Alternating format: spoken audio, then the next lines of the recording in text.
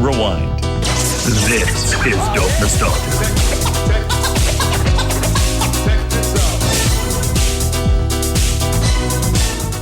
Welcome, everybody, to episode 231 of the Dope Nostalgia podcast. I'm your host, Naomi. Hey, you know what? We always want to hear from you guys and see what you think of the show or what you think we should do on the show or what you've liked in the past. Tell me about like your favorite magazine when you were a teenager, your favorite part of the 90s, whoever you want to see on the show. Just give us a call. Now, I know people are afraid of the phone, because we don't really call anyone anymore. But it's real easy because if you call, I'm not going to pick up the phone. What's going to happen is you're going to go straight to voicemail. And you're going to leave me a voicemail. That's all you have to do. Say hi, tell me anything. And literally, like, I might put it on the show. You don't tell me to go fuck myself, please. Now I'm going to get that call. But you can call us toll free at 1-888-741-9192. 1-888-741-9192. Today's special guest has made himself an incredible career in dance EDM music, but he started off back in the early 90s doing dancing and singing. He was in a boy band that was on TV. If you guys remember Guys Next Door, Damon Sharpe. Our special guest today. I want to give you guys a little bit of background information on Damon. Wikipedia moment. Please bear in mind that Wikipedia is not to be taken as actual 100% fact. Any donkey could edit it at any time. If I'm reading you the artist's bio, that stuff is real truth. Damon Sharpe is an American record producer, songwriter, DJ, and recording artist who works in Los Angeles. He first reached notability as a member of Guys Next Door. He has since contributed to various albums that have cumulatively sold over 40 million copies and have been streamed over 2 billion times. He has over 80 million streams as a solo artist and 800K monthly streams on Spotify. He is signed to Armada Music, and he has worked with so many artists. He is the writer of the song you hear right now, Love Don't Cost a Thing by J-Lo. But he's also worked with Ariana Grande, Pitbull, Alesso, Kylie Minogue, Anastasia, Kelly Rowland, Flo Rida, Monica, Charlie Wilson, NKOTB, Nelly, Genuine, Amory, 98 Degrees. Oh my goodness, I can't, like, the list goes on and on and on. We can't even get to everything. In 2005, he released the Hurricane Katrina relief record Come Together Now that he wrote with Sharon Stone and had so many celebrity contributions as well.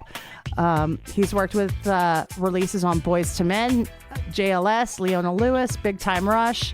It's incredible what he's accomplished. He also appeared on season 2 of The X Factor as one of the on-camera vocal coaches. Then he appeared as a coach and judge on the YTV spin-off series The Next Star Supergroup in 2014. In 2022, Damon launched his own record label for electronic dance music, BRAINJACK Music. He also performed that year his second DJ set at Electric Daisy Carnival in Las Vegas. Now, when I first got excited about talking with Damon was because I remember Guys Next Door. And I thought, oh my goodness, like, here's an example of somebody who's grown so much as an entertainer in every facet. I can't wait to speak to him. And here he is today. This is Damon Sharpe.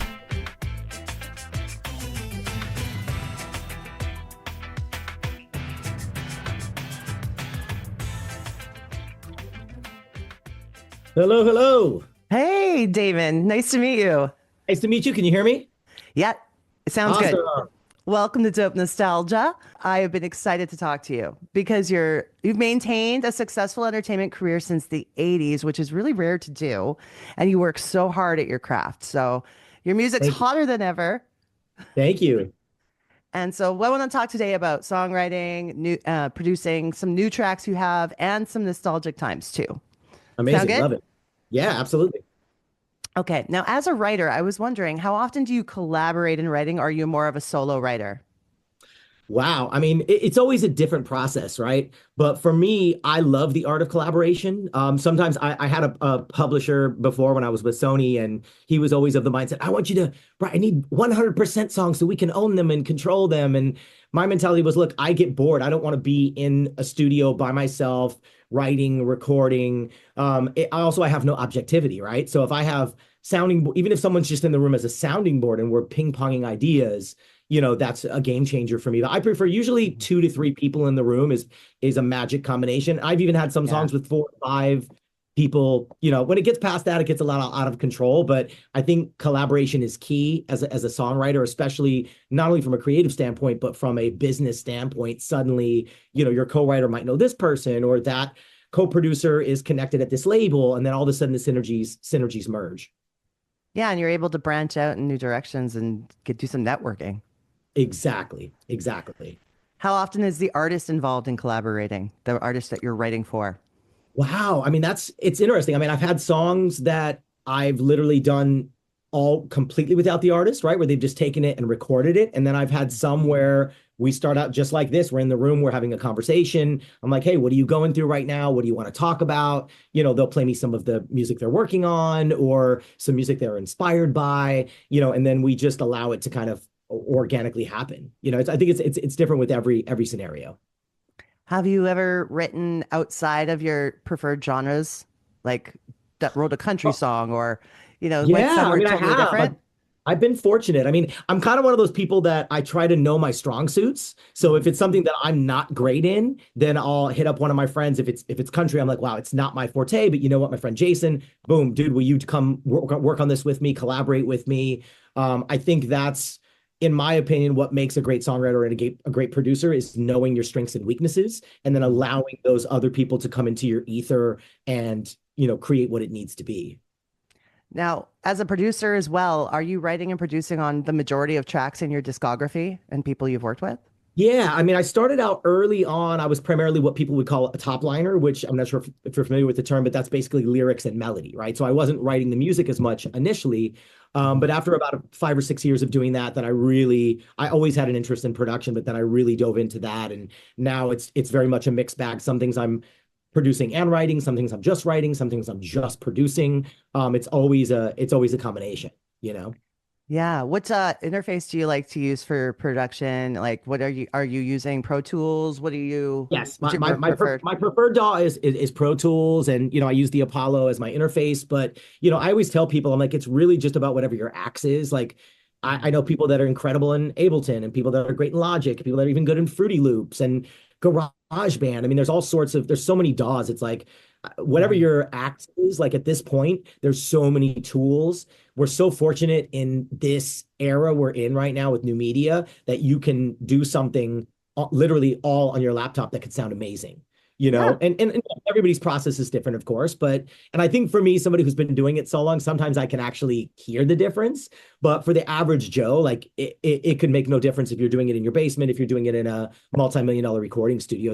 I think it's all about where you feel inspired, and obviously the quality, you have to understand how to use the equipment, but you don't have to spend the money that you used to have to spend to record and also release something. One of the most important things I learned about recording is the quality of the actual track that you record is what matters the most. That it's in a nice room, like the ambiance and the sound of the room. That's the most important thing. Everything else is fixable.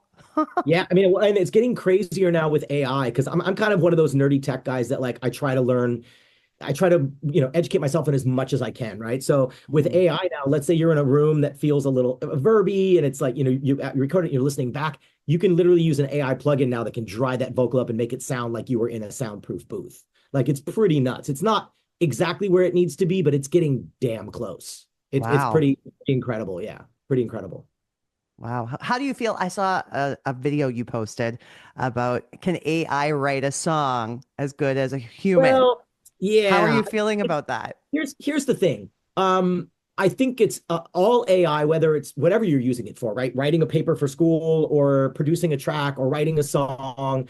It's good to give you tools, but I still think human taste is not going to ever be replicated, right? We have a creative creativity that flows through us, and our taste is different than just I will command this and here is what the 5 top songs from last year, I'm going to compile them into one like that. It's hey, you know, you never know. AI might reach a level of consciousness that's good. It will surpass us at some point, which is kind of a scary thing. But I think as long as we embrace it and put those safeties in now, we'll be fine. But the people that scare AI is not what scares me. The people that deny AI are the ones that scare me, because it's like we have to, as much as we may not love it, we have to lean in. We have to try to understand it. We have to use it as a tool for us. Otherwise, we'll be the tools. So, that's an interesting take. I like that. you know? Yeah, that's true. We have to kind of figure out how to work with it because it's inevitable. It's happening. Yeah. And honestly, like I'm using it in so many aspects of my life already. Simple things like drafting emails. But like I said, maybe if I need to do a press release and I send it before I send it off to a publicist, I can just boom, chat GPT or whatever to spit out some word vomit and it formats it for me. I've used it for cover art. I've used it for visualizers. I mean, you name it. I've kind of tried, I mean, for taking my voice and turning it into a female voice for a demo if needed. I mean, it's pretty amazing. And also to incrementally watch it grow and expand is exciting and frightening at the same time. You know, it's equal parts. Yes. Yes. I will have to take an AI for Dummies course. I'll get on it though. Like I know I should. No. Well, we all are. We're all learning, right? Like it's morphing every day. So, you know. Now, the song Love Don't Cost a Thing. Now, that song was a big, big tune for you. How did the doors open for you after that? And how did you get that opportunity to write that song in the beginning? So that was pretty amazing. So, and I'm sure you're probably going to go back to some of my previous stuff before that, that kind of leads to that moment, right? But what I will say is that moment was chapter almost 3 of my career at that point, because I started so young, right? I started at like 14 years old. So by the time that chapter came, I was in, I guess I would call it like my second iteration of my career, right? Where I had been through some successes and failed and was on unemployment and broke. And then that was one of those things where I was struggling so hard, living, you know, on unemployment, writing a song about love don't cost a thing. So it was super ironic, you know what I mean? Such an ironic thing. But yeah, it was one of those things where I didn't know, you know, what was going to be coming next. And then I was working, my mentor was a guy by the name of Rick Wake, who was arguably like probably one of the biggest producers of the late 80s and early 90s, right? And he had taken me under his wing as a part of a boy band, another boy band.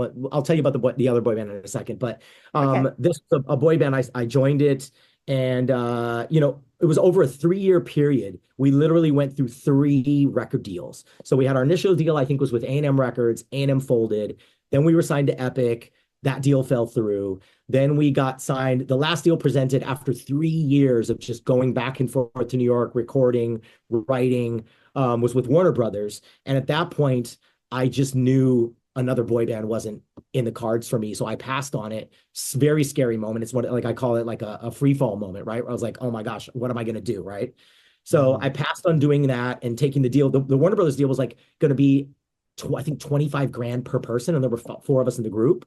So it was like $100,000 advance, which was a ton of money at that time. But I just knew it wasn't right. Right. So I went back on employment, went my way, kept grinding. And as fate would have it, Rick, who was my mentor, called me out of the clear blue like 2 or 3 months later and says, hey, I found this CD of songs on my desk. He's like, did you write these songs? And I'm like, yeah, I've been trying to tell you for 3 years. I'm not just the boy band kid. I really want to write and produce. And I was literally soaking up from he had all the best guys signed to him at the time. They were doing all the big, like, late 90s, early 2000s stuff. So I was just over their shoulders learning. And he goes, come work with me as a writer. And I was like, Rick, I don't know. I was with you for 3 years. I don't know if it's the right fit. He goes, all right, no pressure. He's like, let me just pitch these songs and I'll get back to you. So I'm like, okay, great. I hang up the phone. A couple of months pass by. I forget about it because at this point I'm a little jaded. I've already been burnt a few times in my career.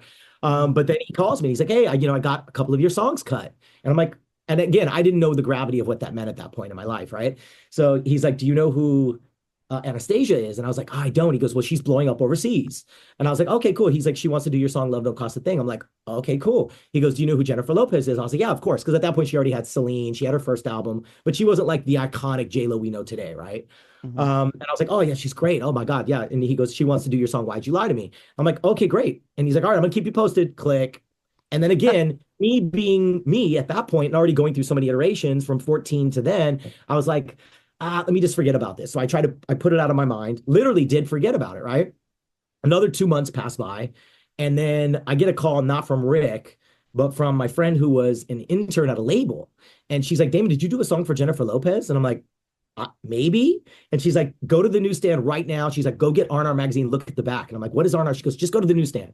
So I hightail it to the newsstand. I'm like, excuse me, where's R&R magazine? They're like, oh, it's right there. And I flip it over. On the back, it has the, the iconic, belly shot of J-Lo. It says Love Don't Cost a Thing, written by Damon Sharpe. I'm like, what? So I call Rick and he's like, yeah, I didn't want to say anything. He goes, the songs exchanged hands. He goes, it went from Jennifer not wanting it to it making the album to being the single in a matter of like a week and a half. So Wow. from that moment on, obviously my life completely changed. He's like, are you going to come work with me now? And I'm like, of course. And, as fate always happens, then all of a sudden, all the people that were passing on me and wanted nothing to do with me all start coming out of the woodworks. Oh, come work with me. Come over to DreamWorks. Come to such and such. Come to BMG. They all were calling. And I said, nope, Rick had my back. He's the one that made it happen for me. I'm going with him. And I had an amazing, 7 or 8 year run with Rick. And we worked on everything from, Celine to, we got the Grammy for the Chicago soundtrack and, you name it. We worked on so many great things together. And then after that, Rick kind of decided to kind of take a step back because he'd been doing it so long. And I kind of took a break as well and developed a girl group that I got signed to Island Def Jam. And then I got a new publishing deal with EMI, which became Sony ATV. And I had a really great run there and did like Big Time Rush and Kylie Minogue and a bunch of big cuts there. And then when that came to an end after about 5 years, I moved over to another company called Cloud9, which administers all my publishing now. They're based out of Amsterdam. They've now become Armada Publishing. And then I actually ended up doing a deal with Armada Records for my DJ chapter of my career, which I restarted. I kind of rebooted in about 2019. Mm-hmm. And that was one of those things where I was just kind of getting a little bored of just always being in the studio and being a studio rat, which I love, but I was missing the performer aspect of myself. Mm-hmm. So on a whim, I bought new CDJs, I bought a mixer. I said, I'm diving in. And I spent a big chunk of the pandemic, like getting my skill set back up, live streaming, just releasing on every dance label. And I'm now 100 million streams in as a artist again. So it's insane on top of my 3 billion as a producer and a songwriter. So it's a crazy ride. Congratulations. Really. Like that is a milestone. And especially winning a Grammy, where do you store your Grammy? Well, here's the crazy part. I love telling this story because a lot of people don't know this. So I have in the hallway down here, I have the Grammy certificate. So here's the cruel twist of fate, right? A lot of people don't know this. When you win a Grammy, if you haven't produced on a certain percentage of the album, you don't get a statue. You only get the certificate. If you are record of the year and you're a songwriter, you don't get the trophy. If you're song of the year and you're a songwriter, you get it, but the artist doesn't get it. So it's a crazy, it's a crazy thing how it works. So with Chicago, I only did 2 songs on there. So I didn't have enough to qualify for the statue, but I did get the certificate that says Damon Sharpe, Grammy winner. So that's amazing. But it's always, it's got bittersweet, I guess would be the term, right? It's bittersweet. I want one of those and I'm going to get one of those before I die. But at least now I have the certificates that I won and I got nominated 2 more times for my work with Charlie Wilson. So, it's super thankful and grateful, It's coming, It's coming. Thank you. I'm relentless. No. Is there an artist that gave you goosebumps recording your song? Where you were just like, oh man, by the vocal? A few. Yeah. Yeah, there's a few. I mean, Celine for sure. I only worked with her once, but she was just a beast and just so humble. Like literally, I remember I met her, it was in Vegas, and I come in and she's on voice rest because she has to do her show. She's like, so beautiful to meet you. You're like very muted. And then of course, when she gets in the booth, she's like, okay, you just let me know what you need if I'm pitchy. I'm like, you're Celine, like you're gonna be great. And then she was just like, ah! And just like I get chills thinking about it now, because she just opened up and murdered it, Mm-hmm. Charlie Wilson, if you're familiar with Charlie Wilson, he's an R&B legend. Him just I think when we worked together the first time, he was already 64 and like sounding better than 24-year-olds, like just murdering the vocals. You know what I mean? Um, yeah, I mean, there's so many. Like I said, the great part is it's always an experience. And for me, somebody doesn't have to be the best singer as long as they have character to their voice. That's as exciting to me. Like people are always like, "Oh, Brittany, she's not a real singer." No, but you know what? She has a character to her voice. Even Jennifer, like Jennifer's not arguably the best singer, but she has a tone that you know it the minute you hear it. So to me, that's chill worthy as well. You know what I mean? I agree with that 100%. Yeah, character means everything. If you can recognize that voice, it's the most important thing. Exactly. Exactly. After these messages, we'll be right back. Hi. If you enjoyed Dope Nostalgia, thank you. Consider becoming a Patreon subscriber today for as little as $1 a month. It helps keep the show on the air and rolling. So if you want to check out our Patreon, it's at patreon.com/dope nostalgia. $1 a month, and you'll be helping support one of your favorite podcasts. Hey, what's up, guys? I'm Nick. I'm Drew. I'm Jeff, and we are 98 Degrees. And you're listening to the Dope Nostalgia Podcast. Want to understand the world we live in today? Just go back 30 years to the 1990s. Nearly every aspect of society underwent major changes in the 90s that are still being felt today. Some things weren't so great. Hairstyles, trash TV, and baggy pants. But you know what was great?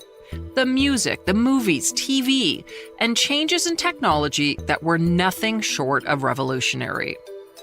I'm Kathy Kinzora, and on each episode of my podcast, History of the 90s, I look back at important news events and pop culture trends from the decade. So you can not only understand what happened, but also learn how it impacts you today. Everything from the end of communism and apartheid to supermodels and Super Nintendo.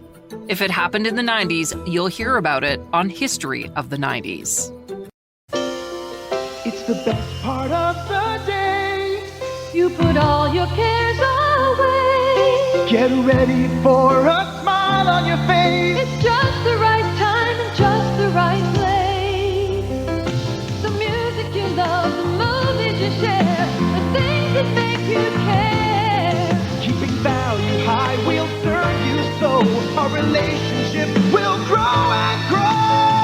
Columbia House, big enough to bring you all the best in entertainment. Look for special Columbia House offers this month in selected magazines, newspapers, and your mail. Columbia House, big enough to entertain America. One person at a time.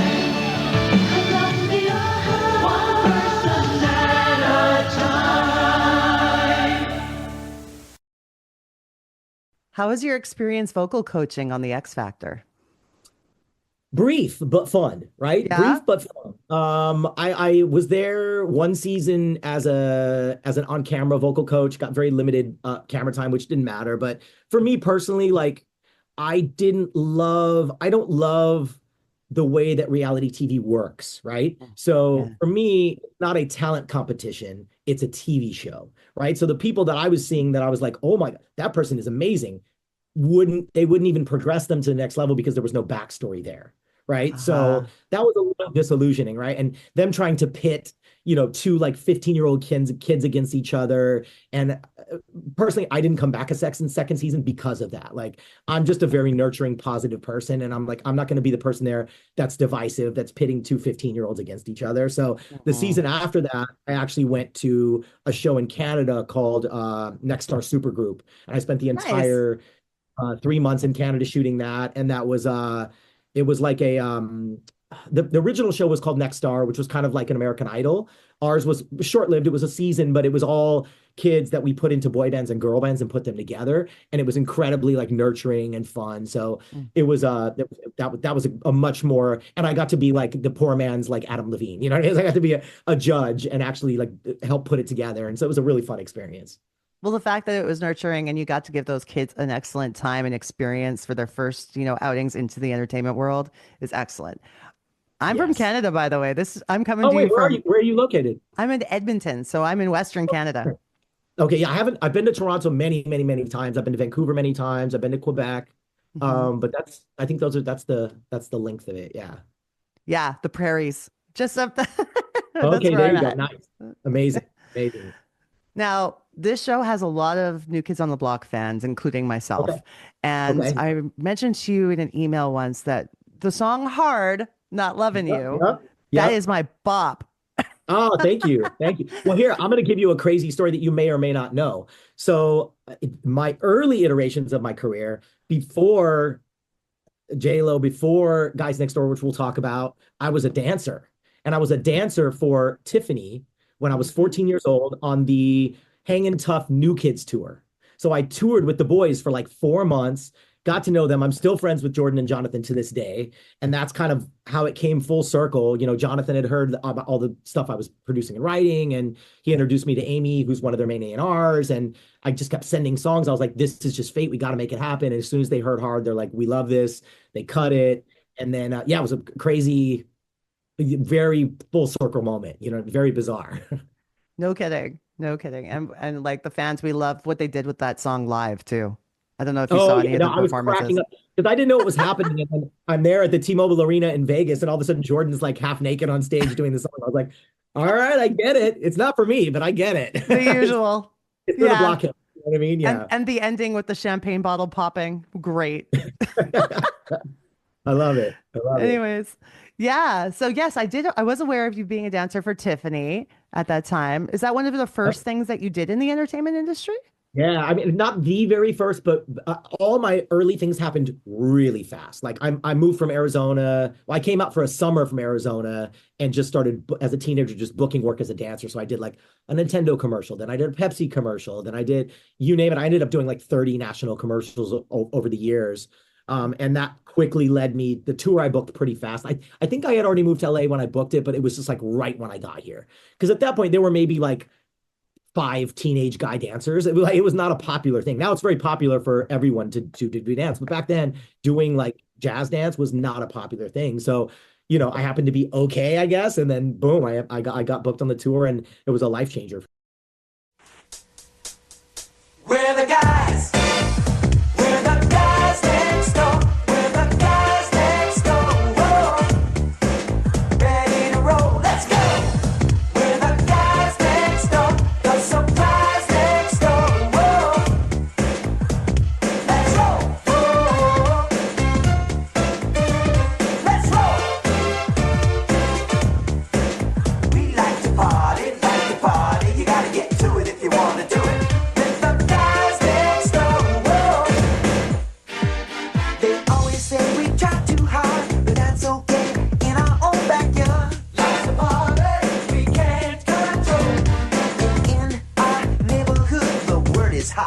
Out on every street.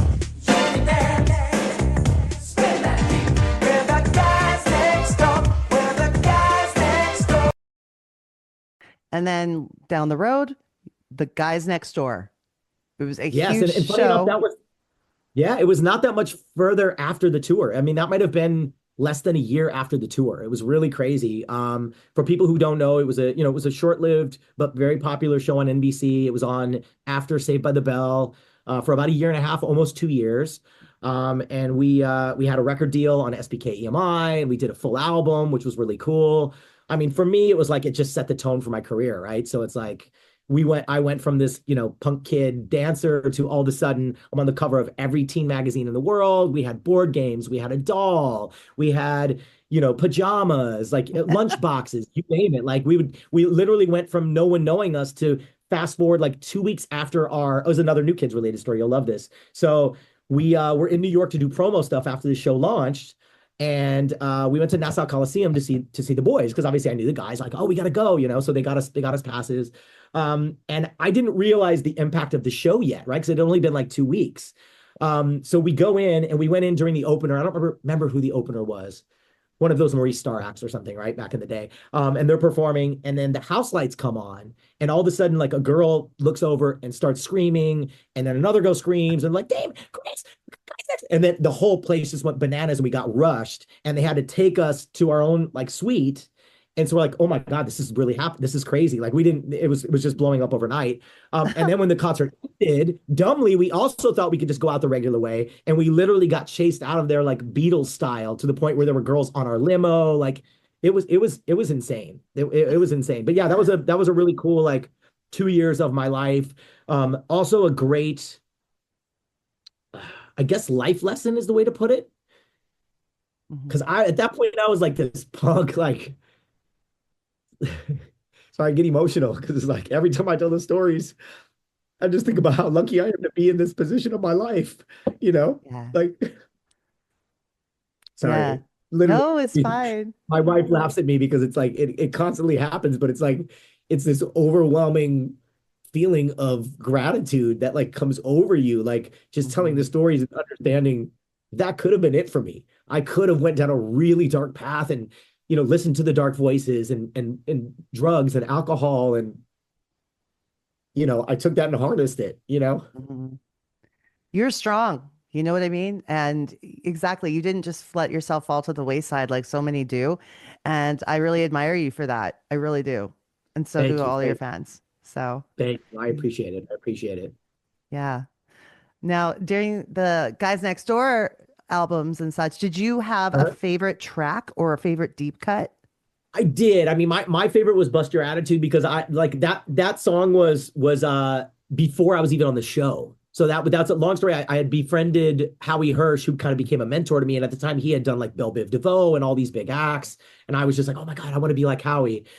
So I kind of pushed to get him in the door. I mean, SBK was already kind of curating the album, and I really pushed to champion that song, and we got it on the album. And so that's definitely probably my standout, just because I felt I had ownership and helping. I didn't write on it, but I got to bring it into the door. There's something about that song. I'm so partial to that one. That was also my answer. It's got a bit of like badness to it, like well, I love it. Yeah, it has that 90s New Jack Swing feel.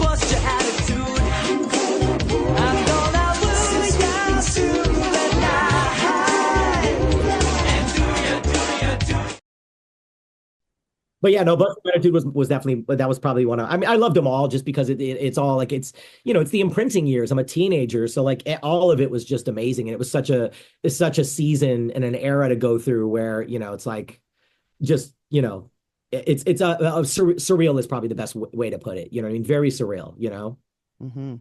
Especially like you mentioned the teen magazines like Bop, Tiger Beat, Teen Beat. Yeah.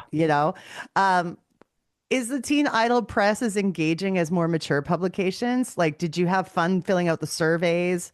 Did you give the right answers? I would say yeah, exactly. I actually recently I looked back at some of those and it was hilarious. Like just to see some of the funny, your favorite movie, your favorite color, and it's like how much those kind of morph as you get older. Yeah. And now like when I answer questions for like, let's say like a big EDM blog or something, or like I've done like Flaunt and Medium, some of these bigger publications. It's less fun, like you said, but it's still the same kind of, right? It's very similar questions, but they're just less light, right? There's a little more heaviness to them. They want to get to the meat of you a little more than, your favorite color and, who your celebrity crush is, Yeah, exactly. And when you look back at those, it's like, you probably wonder, why did I say that? Yeah, no, there were some, but some of them still rang true. Like some of the movies and food and like some of those things are still my favorites to this day, you know? So yeah, pretty hilarious. My favorites of them were like some of the cheesy ones where you would all be wearing like the same t-shirt with the magazine's name on it or something like that. Like Yeah. some artists Oh have to yeah. do. Big Bopper, I think, Super Teen, We 16. we loved Bop and Big Bopper the most because they had the Yeah. highest quality pages. Oh, that's true. That's true. I think there was Stars. I'm trying to think of some of the other ones. Yeah, Stars, Super Teen, 16. Gosh, Bop, Big Bop. Yeah, there were so many of them at that point. I don't even know if all of those exist maybe in blog form now. I don't know. Maybe. Although That's a every good once in a question. while I'll see if I'm at like Barnes and Noble or something, the magazines still exist. That's the crazy part. So I guess somebody's still buying them. You know what I mean? Somebody still wants Yeah. the tangibility, I guess, you know? Yeah. No, it's true. Where else are we going to get our posters for our walls? Yeah, exactly. I think that's an important part of the teenage experience that I hope doesn't disappear. I know, absolutely. Absolutely. Yeah, I do miss the tangibility of CDs and cassettes. Like that was such a cool thing to grow up with. And like my daughter, she's 10, she'll never really get to experience that, unfortunately. You know, she's been a handheld device person since birth. So it's kind of fascinating to watch. But she weirdly enough, like, I don't know if you've seen this progression, but Gen Z very much is not about it, but Gen Alpha is, I feel like, embracing more of the physical things and physical experiences, and they want to see people and meet up with people. And I mean, again, we had COVID in the middle, so that's partial of what imprinted on Gen Z, but it's really cool seeing with Gen Alpha, they want to, at least my daughter and her friends, they want to go and play, and they want to go to MB2 and drive cars and play video games physically in person. And it's not all just about the online experience, you know, which I think is super important for growth as a, you know, as a human being, you know? I wonder how much of that is related to COVID for the fact that there was those years where they couldn't go out and do those things that it just made them that much more important. I think a considerable amount. Yeah, a considerable amount. Because she witnessed a little bit of it, but she was so young that it didn't really affect her. But I can imagine if you're like, you know, that sweet spot of like 13 to 16, which are those key imprinting years, and you're stuck at home and having to do school like this, and you don't get a graduation. And like, there were just some really unfortunate things that Gen Z had to go through. So, you know, I get why the mentalities are slightly different, you know? Yeah. Do you still keep in touch with the guys? Of course. Yeah. Patrick, Yeah. I was just at his wedding in Wonderful. Vegas. Yeah, he was my best man as well. So that's pretty awesome. And then Eddie's a great friend. We just don't get to see each other as much as we'd like to because he lives out in Duarte, so he's far. And he's just constantly, if he's not choreographing a TV show or a movie, he's dancing in them, and then he's teaching class. And, you know, he's a hustler.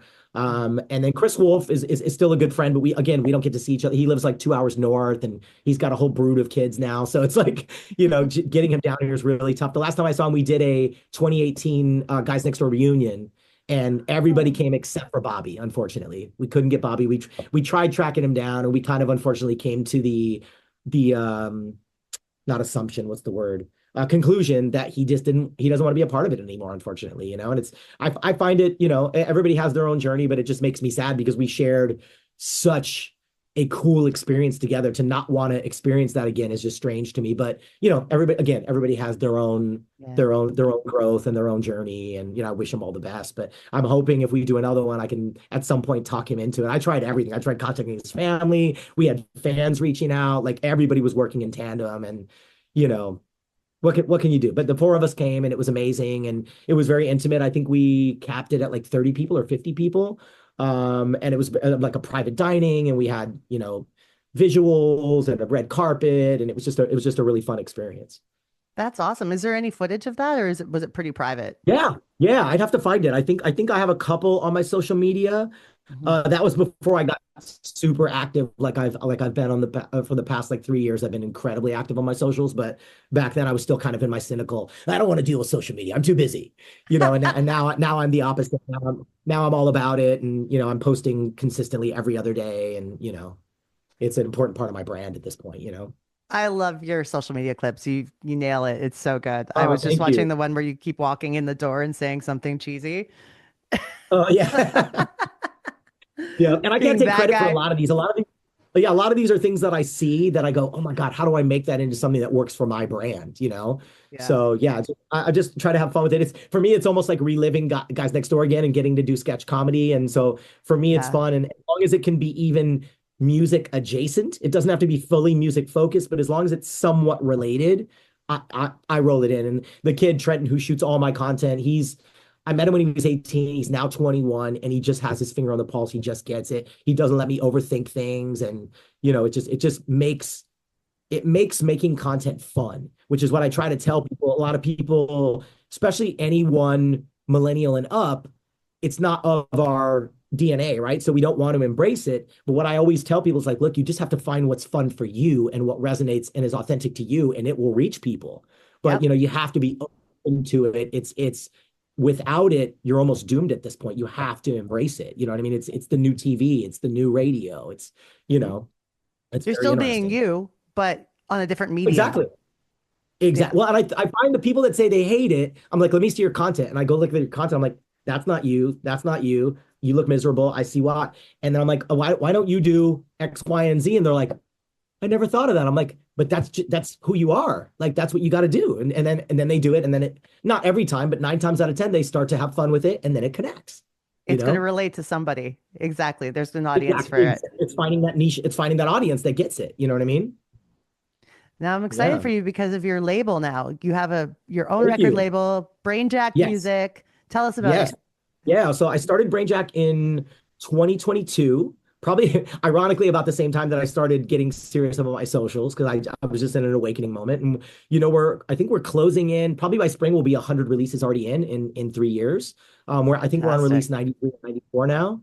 Only about maybe 10 of those are my releases. The rest are all friends who are producers, young DJs, up and coming. We're doing events. We did one in Miami Music Week last year. We did one here in LA for the BRAINJACK 2-year anniversary. We've got one we're kind of co-sponsoring here in LA on December 8th. I'm just doing a special guest set, but BRAINJACK is part of it with Coastal Hook, and the Polar Bears are the main headliners, and that's going to be at Spotlight Club on December 8th here in LA. And then next year, obviously, I just want to branch out and do more and continue to grow that label. Right now, it's hyper focused dance music because that's kind of been my sweet spot for the past 5 years. But my dream is at some point, as we expand, to start folding in other genres. Patterning after maybe like a Republic Records or those kind of bigger labels that can encompass all genres. Mm-hmm. And the music is so catchy. Like it's so you still got those amazing pop hooks in there. In an EDM genre, it's really fantastic. Yeah, so I would say most of it, I would say, is like streaming friendly dance, if that makes sense. But then we've also been taking some more risks now and doing what I would call straight up club tracks that are bangers that somebody would play at an afters at 2 a.m. Because for me, it's interesting to be in this iteration of my career and being out at 2 a.m. at an afters club. It's like I have to really regulate my work balance and figuring out my sleep patterns. And, I think for me, it's all about, especially post-pandemic, it's been about balance, because I've got my producer songwriter track, I've got my DJ artist track, I've got my label, I've got my family, I've got social media. It's all these parallel Hot Wheels tracks that are now converging into, one lane collectively together. So figuring out where to put my time is probably my hardest job in my life. Yeah. But you're doing good with figuring out the balance, which is wonderful. Thank you. I'm trying. Yeah, it's a constant struggle. You know what I mean? It's a constant battle.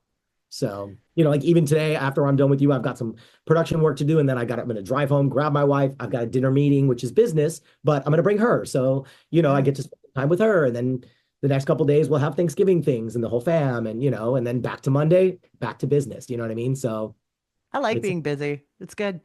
Yeah. I mean, I was just telling someone I was working with yesterday. Even when I go on vacation, sometimes it takes me 3 to 4 days to kind of disconnect, because I'm just wired to just keep going. I love what I do. So for me, it's not work. Yeah, that's the ideal. That's what we all want.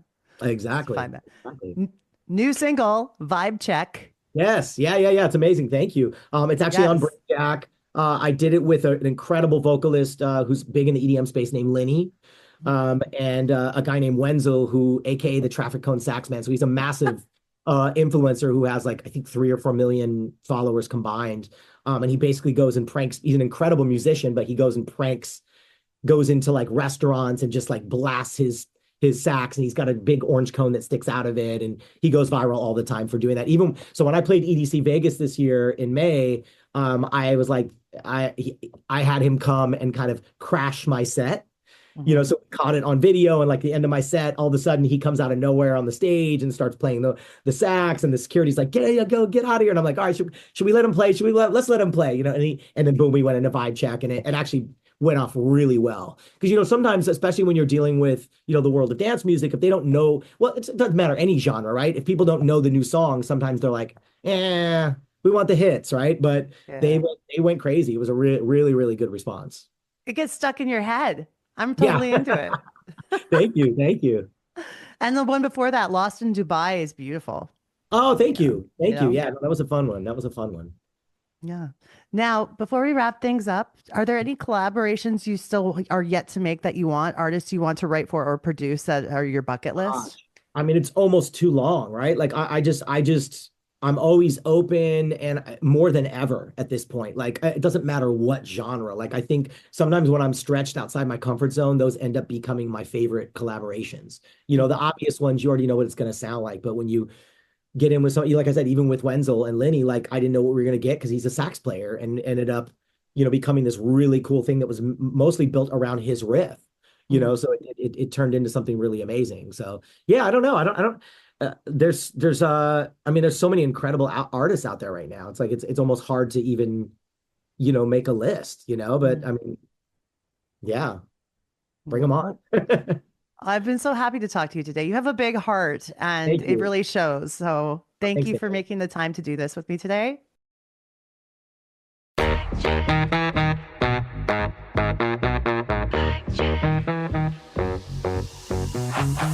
You wanna take me to Paris, but we barely just met. I'm on the wheel like Ferris, and you're already boarding the jet. You come and whisper so careless, heard every word that you said. I'm following me to the terrace, but don't let it go to your head.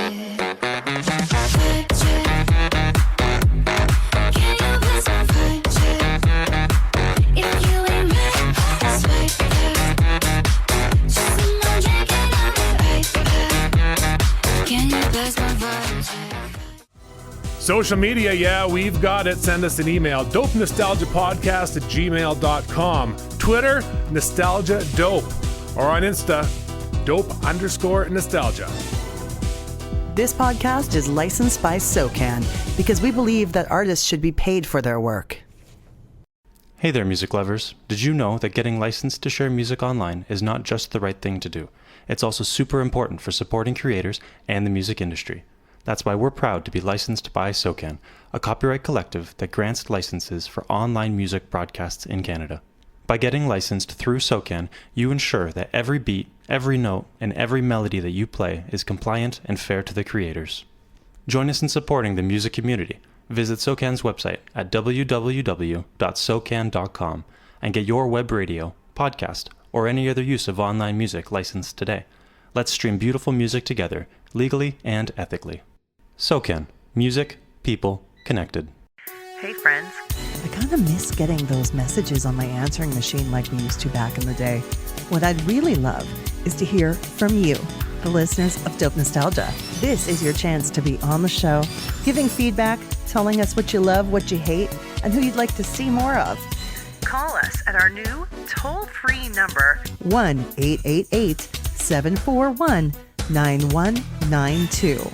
Leave us some feedback. Your message could be played on the show. So give us a call, 1-888-741-9192. Toll